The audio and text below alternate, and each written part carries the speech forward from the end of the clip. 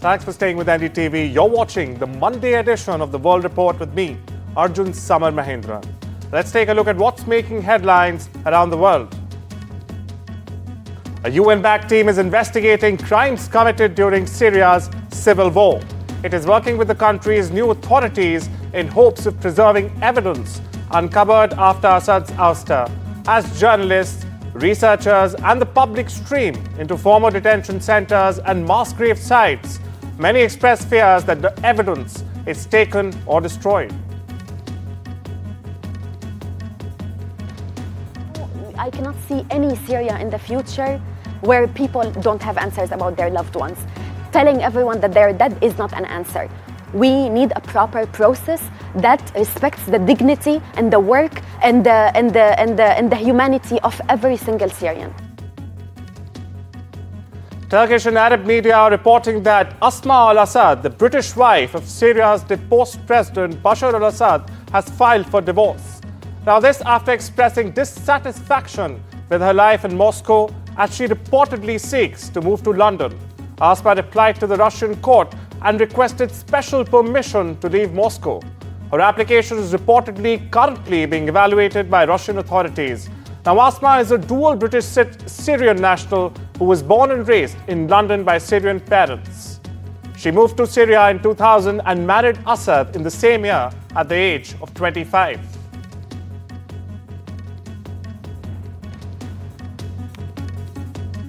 Syria's new rulers have appointed Muharraf Abu Kasra, a leading figure in the insurgency that toppled Bashar Al-Assad, as defense minister in the interim government. Now the deployment comes as Western officials are moving to deepen their engagement with Syria's transitional government, just as fresh uncertainty emerges on another West Asia front.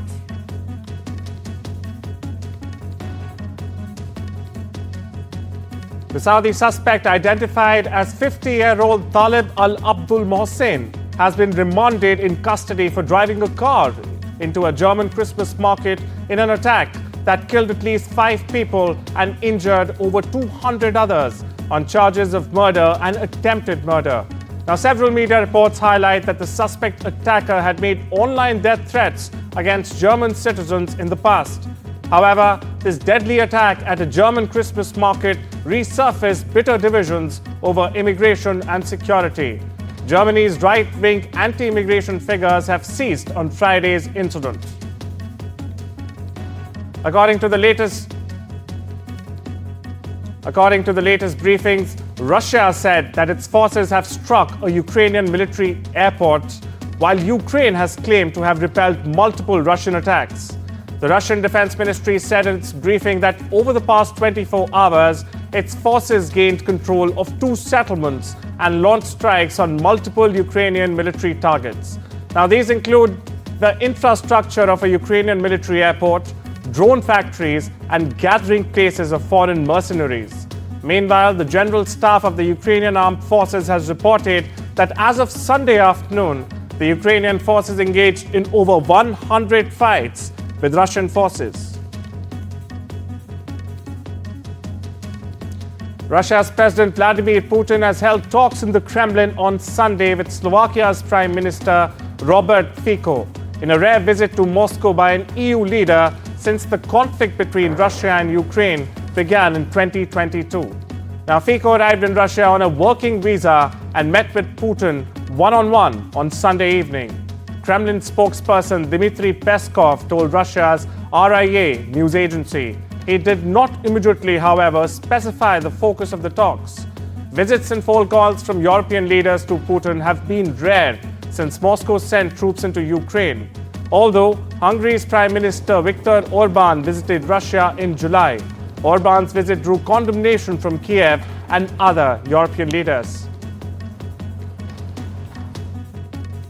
According to its military spokesperson, Yemen's Houthi rebels have thwarted a British-American attack on Sunday, at odds with the US military's account of a friendly fire incident. On Saturday night and early Sunday, US warplanes conducted airstrikes that shook Sana'a, the capital of Yemen, which the Houthis have held since 2014. Central Command described the strikes as targeting a missile storage facility and a command and control facility without elaborating. Meanwhile, 2 US Navy pilots were shot down over the Red Sea in an apparent friendly fire incident, the US military has said. Now, both the pilots were recovered alive after ejecting from their stricken aircraft, with one suffering minor injuries. نجحت القوات المسلحة في إفشال هجوم أمريكي بريطاني على بلدنا، حيث تم استهداف حاملة الطائرات USS هاري تورمان وعدد من المدمرات التابعة لها، بالتزامن مع بدء الهجوم العدواني مساء يوم أمس على بلدنا. During the first visit by an Indian Prime Minister to Kuwait in 43 years, Prime Minister Narendra Modi has received Kuwait's highest honor, the Order of Mubarak Al-Kabir. This is now the 20th international honor given to Prime Minister Modi by a country. But listen in to what he said while he was in the Gulf nation regarding workers' deaths there and also the ties between our nations. साथियों, भारत और Kuwait का रिश्ता सभ्यताओं का है, सागर का है, स्नेह का है, व्यापार कारोबार का है। भारत और कुवैत अरब सागर के 2 किनारों पर बसे। हमें सिर्फ डिप्लोमेसी ने ही नहीं, बल्कि दिलों ने आपस में जोड़ा है। हमारा वर्तमान ही नहीं, बल्कि हमारा अतीत भी हमें जोड़ता है। Donald Trump has demanded that the Panama Canal be given back to the US if Panama does not manage the waterway in a fashion that is acceptable to him. Now, Trump has accused the Central American country of charging excessive rates for the use of the ocean-connecting ship passage. Now, he has basically said that the Panama Canal should lower its face or be given to Washington. Our Navy and Commerce have been treated in a very unfair and injudicious way. The fees being charged by Panama are ridiculous, highly unfair, especially knowing the extraordinary generosity that has been bestowed to Panama, I say very foolishly, by the United States. This complete ripoff of our country will immediately stop. It's going to stop. The United States has a big and vested interest in the secure, efficient, and reliable operation of the Panama Canal. Donald Trump has appointed Mark Burnett, a British television producer who helped produce Trump's show The Apprentice, as the US's special envoy to the UK. In an announcement on Truth Social on Saturday, Trump hailed the 64-year-old Burnett, saying, "With a distinguished career in television production and business, Mark brings a unique blend of diplomatic acumen and international recognition to this important role." China has warned the United States of playing with fire after Washington announced more military aid and sales to Taiwan. A statement from the Chinese Ministry of Foreign Affairs on Sunday urged the US to stop its dangerous moves that undermine peace and stability in the Taiwan Strait.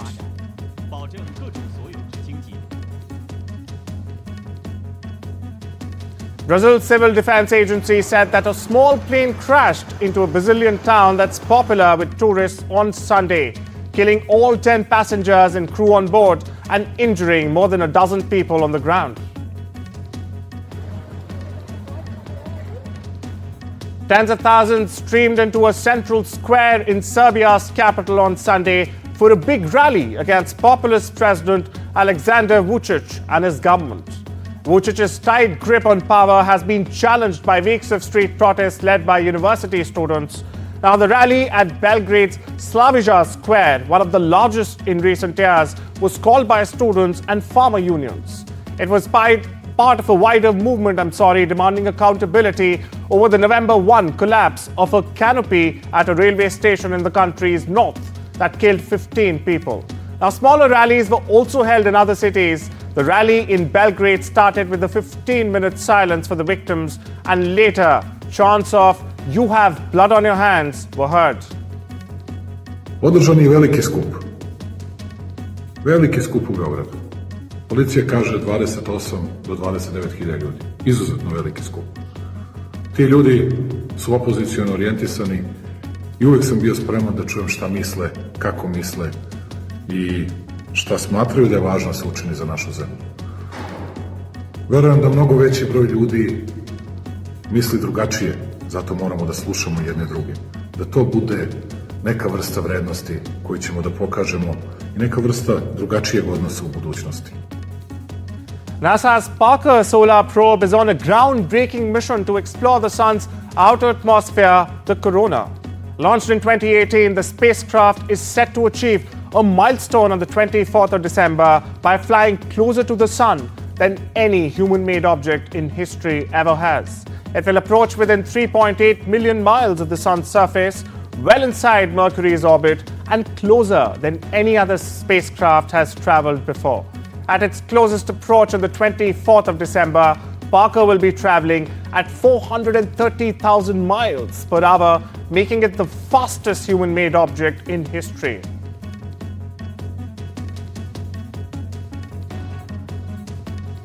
Over in the Vatican, Pope Francis will officially launch the Pilgrims of Hope Jubilee year on the 24th of December by opening the Holy Door leading to the St. Peter's Basilica.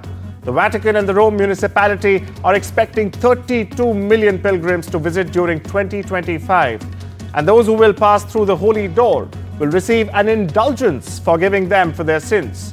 Now, the Jubilee year is a century-old tradition taking place every 25 years, with the faithfuls making pilgrimages to visit the tombs of St. Peter's and Paul.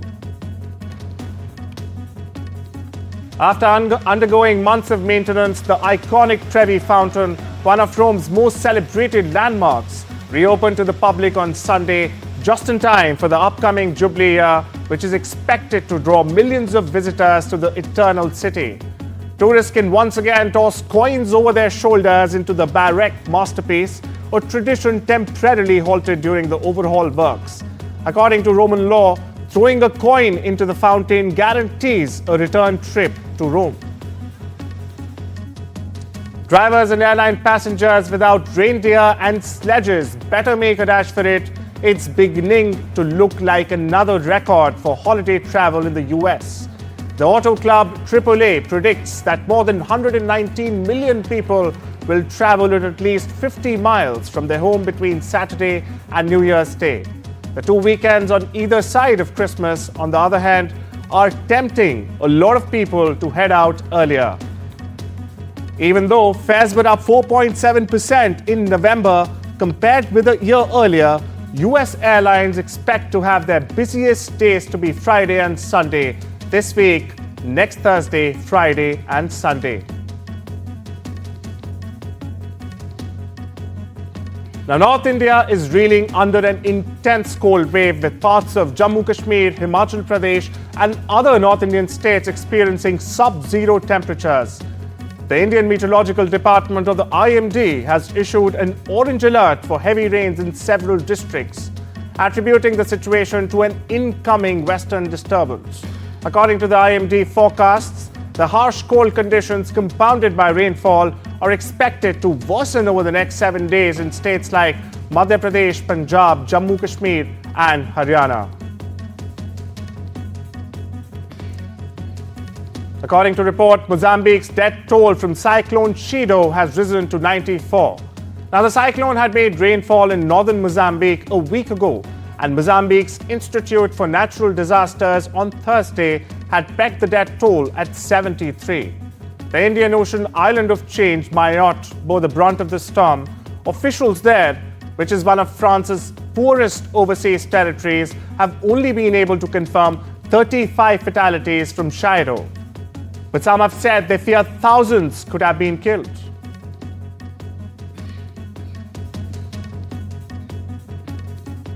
It's time to slip into a short break now, viewers. Stay tuned.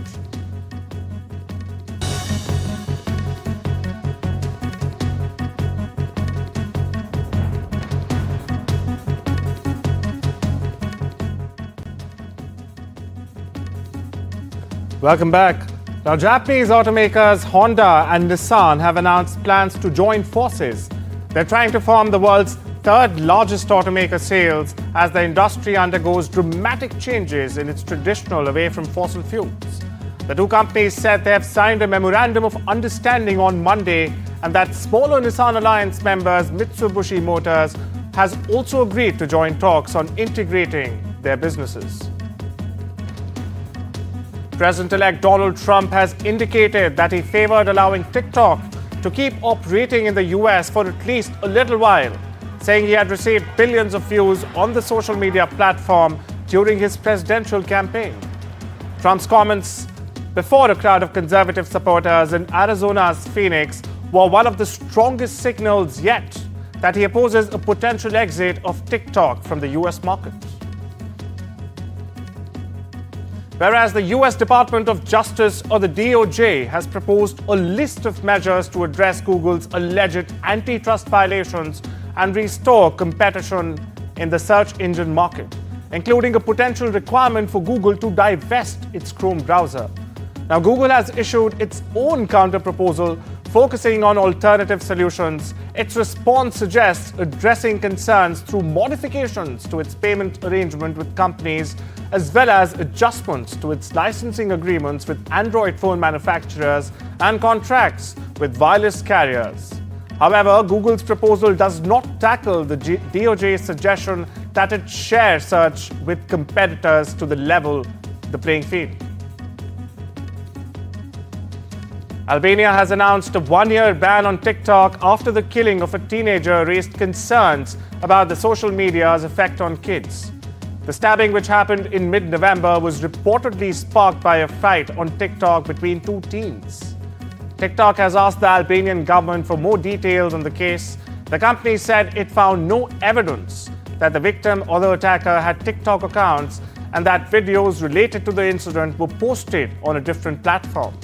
Meanwhile, the ban, which is part of a broader plan to make schools safer, will come into effect early next year.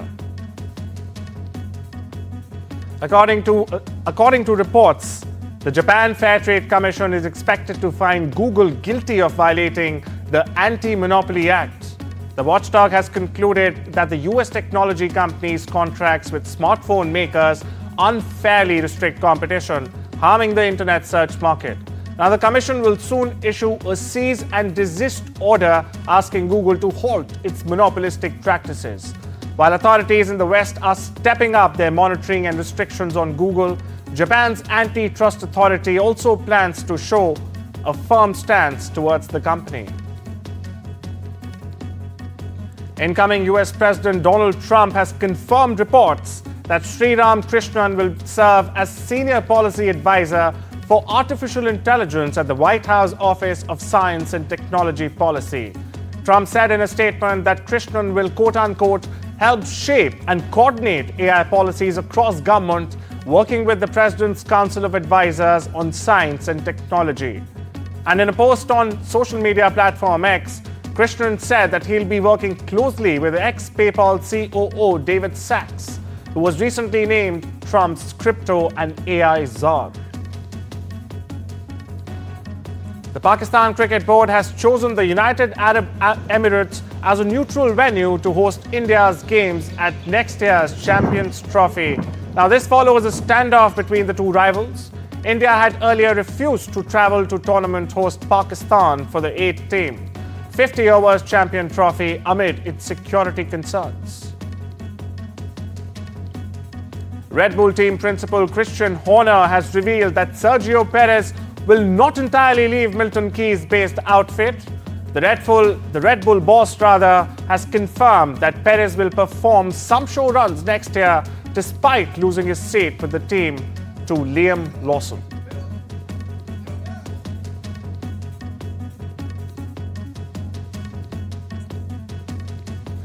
A board game with ancient rules that established a foothold nearly a century ago in Mexican prisons is spreading popularity outside the walls.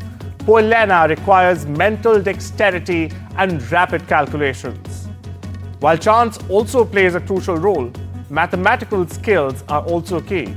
4 players, each with 4 pieces, race to navigate the board using specific dice combinations and calculations to move their pieces from their starting positions around the board and out through their designated corner while strategically blocking opponents. Now, the board game symbolizes confines of a prison and getting out before others, winning freedom, even if it's just metaphorically, is the game's goal. Actress Blake Lively has made a serious allegations of sexual harassment. Again, her It Ends With Us co-star and director Justin Baldoni.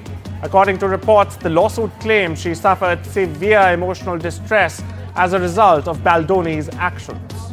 The lawsuit comes months after reports of tension on the set of the film adaptation of Colleen Hoover's popular novel It Ends With Us. Filed by Lively, 37, the lawsuit includes several claims regarding Baldoni's alleged behavior during production.